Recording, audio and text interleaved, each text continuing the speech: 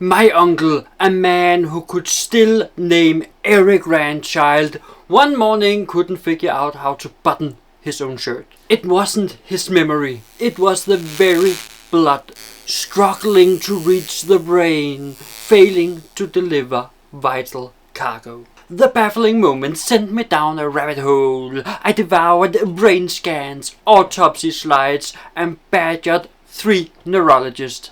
I had to know, how does a simple plumbing problem quietly dismantle a mind? Let's start by stripping away the jargon. Vascular dementia happens when the brain's blood pipes, arteries, veins, capillaries get clogged, leak or bursts. Starved of oxygen, patches of precious brain tissue literally shut down, like city blocks plunge into a blackout. The result isn't the gentle fate of Alzheimer's. It's often a jarring, unpredictable staircase of sudden drops. One week, Dad's balancing the checkbook. The next, he can't sequence the steps to make coffee. Roughly 1 in 10 people with dementia has this pure version. Factor in mixed cases where vascular damage teams up with Alzheimer's pathology and the numbers jump significantly. In the UK alone, there's about 180,000 people with this diagnosis, with US figures proportionally grim. It's a silent epidemic. What are the usual suspects? So what causes these plumbing problems? Picture tiny strokes, so small you'd never feel them, scattering like pinpricks across the brain's delicate surface. Doctors call them lacuna infects. I'm slurring the word and writing it down there. Now, add chronic high blood pressure, relentlessly pounding vessel walls, making them stiff and narrow. Throw in diabetes, where uncontrolled blood sugar wreaks havoc on those same fragile vessels. Don't forget the low-grade inflammation, often riding shotgun with habits like smoking. And you got the perfect storm. Each insult is small, but stack them over years. They carve out corridors of dead tissue, especially in the frontal lobes, the brain's control center for planning and judgment. The brain compensates at first, rerouting tasks until too many neighbors are gone and the system crumbles. What are the red flags, besides memory loss? Here's where it gets tricky. Memory often stays surprisingly intact early on. What vanishes subtly is executive function, the ability to hold several facts in mind long enough to act on them. My uncle would forget the kettle was boiling, not because he forgot he wanted tea, but because interrupted blood flow had knocked out the mental whiteboard for step 2. Other early clues can be startling physical. Walking as if the floor is tipping, a subtle loss of balance. You might noticing them laughing 10 seconds too late at a joke, or perhaps the bladder releasing before the brain can schedule a bathroom trip. And then there are the mood swings. They land hard. Depressions, for instance, nearly doubles in vascular dementia compared with Alzheimer's, partially because emotional regulation wiring sits in those vulnerable watershed zones, often first to suffer. The hide-and-seek game of finding the diagnosis.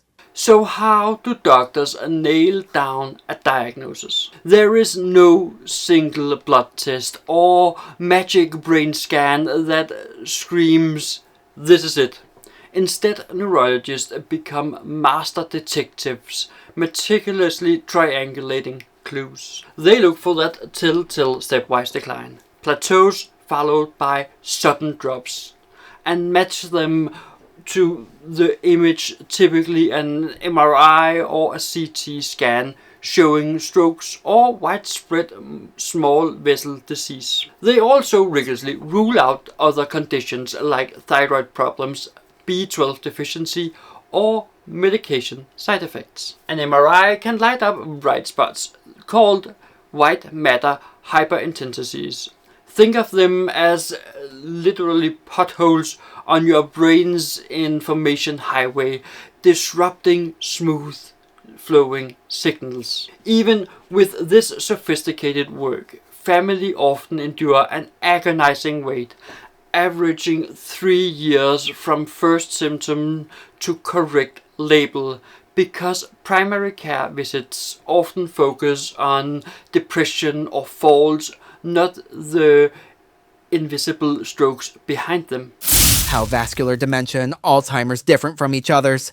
It's vital to understand that vascular dementia and Alzheimer's are fundamentally different beasts. Alzheimer's begins its destructive work in the hippocampus, the brain's meticulous library. Vascular dementia starts in the transit department. One shrinks the memory card catalog, erasing the ability to store new information. The other shuts down the commuter train that delivers thoughts on time. So a person with vascular dementia might forget where the car is parked, but once reminded can still describe every road trip they ever took. Conversely, someone with Alzheimer's might remember the car's location, yet be unable to plan the route home. If Alzheimer's is like losing the book entirely, vascular dementia is like losing the ability to read it cover to cover, understanding the plot, or follow instructions. It's a crucial distinction. When life comes under new management. Now here's some good news, because it's not all doom and gloom. Progression can often be slowed, sometimes for years, by diligently treating the same things cardiologists harp on about. Get the systolic blood pressure below 130 consistently, and you could cut the new brain lesions by nearly a third. Keep your LDL cholesterol under 2.6 millimole per liter. Keep blood sugar in the green zone, especially if you have diabetes. And a brisk 20-minute walk 5 times a week. Exercise releases nitric oxide, a magical molecule that keeps your blood vessel pristine and healthy. At home, simplification becomes your superpower. Lay out one outfit, not a wardrobe. Label drawers with both words and pictures. Break complex tasks like recipes into single-line instructions taped to the cupboards. These aren't just minor adjustments, they're strategic interventions.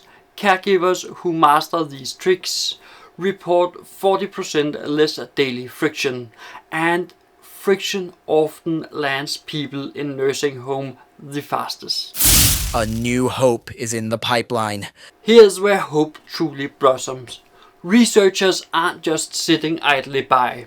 They're actively exploring innovating avenues, often repurposing existing drugs. For instance, testing medication originally designed for diabetes and rheumatoid arthritis to calm chronic inflammation that stiffens vessel walls. A fascinating Dutch trial is repurposing a powerful clot-busting agent delivered via nasal spray within 6 hours of mini-stroke symptoms. Early data shows a remarkable 25% drop in new white matter spots at 6 months. Meanwhile, a massive consortium across 20 US hospitals is exploring intensive lipid-lowering therapies that drives LDL below 1.0 millimoles per liter.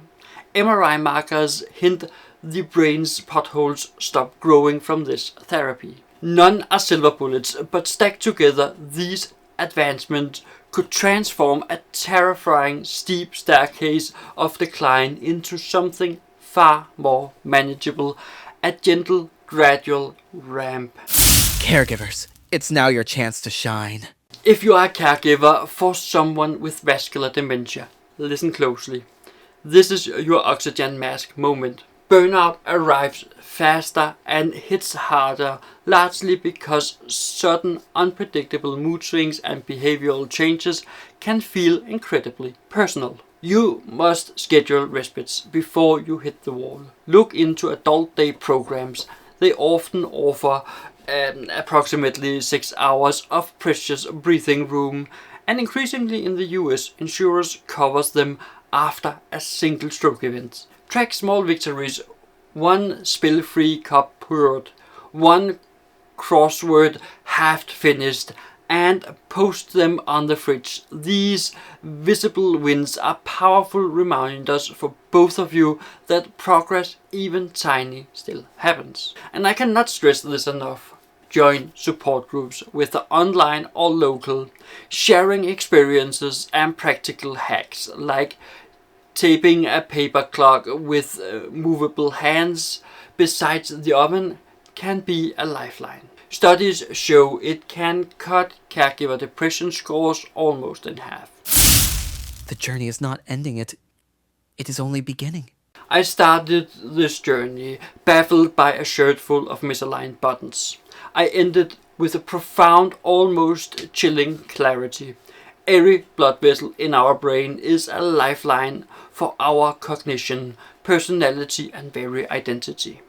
Vascular dementia isn't random theft of identity. It's in many ways the predictable, devastating outcome of plumbing that desperately needs unclogging and patching. But here's the empowering truth. We aren't powerless. By controlling the flow, supporting the mind, and understanding its unique challenges, that terrifying staircase of decline can indeed flatten into a manageable slope. So if you know someone watching a loved one slides in sudden unpredictable steps, please share this.